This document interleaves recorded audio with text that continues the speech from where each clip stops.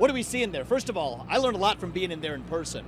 It is one of the most depressing places I have been in my life, but it is fitting because the only thing more depressing than the environment of that courtroom is what's actually happening in there. It's straight out of a Kafka novel.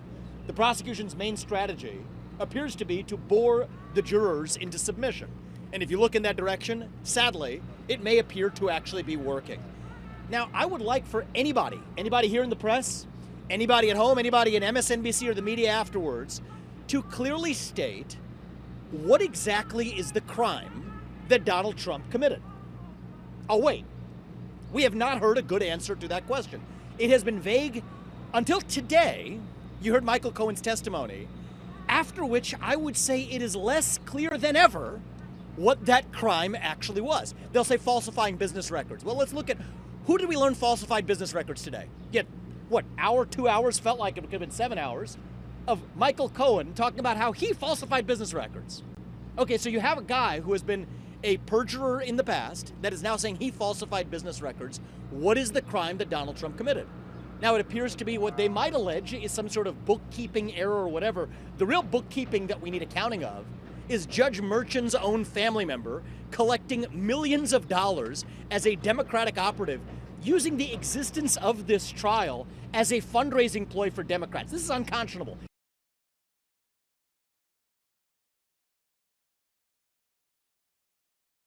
The alleged crime here is supposedly, they try to point to this every day, that he does not actually use campaign funds, that he used personal funds. Well, let's get this straight.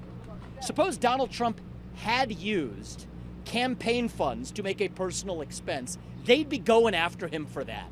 So if they're going to get him going or they're going to get him coming, that is the best proof that this is a politicized sham. Let's go through it piece by piece.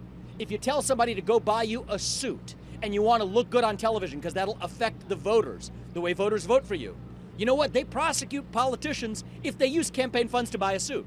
If they say, go get a haircut, if you use campaign funds to get a haircut because you want to look good to the voters, they will actually prosecute you for using campaign funds for a personal expense. Yet the entire legal theory of this case, the whole case that Alvin Bragg has brought, depends on one premise for them to charge this as a felony, is that Donald Trump somehow should have used campaign funds to make an allegedly personal payment. Yet if he had done that, their case against him would be even stronger. This is garbage.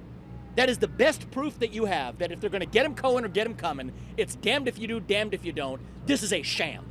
This is not the United States of America. This is some third-rate banana republic.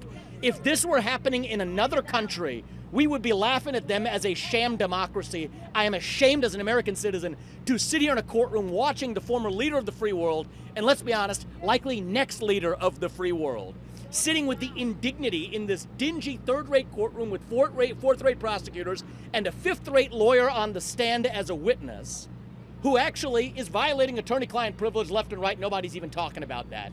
So this is a shame. Shame on the spirit in our country's history, but we will get through it and be stronger because you know who ultimately actually cast the vote on this case? It's not just the jurors in that jury box. It's every one of you at home. It's every American who votes this November to say no to the weaponization of justice.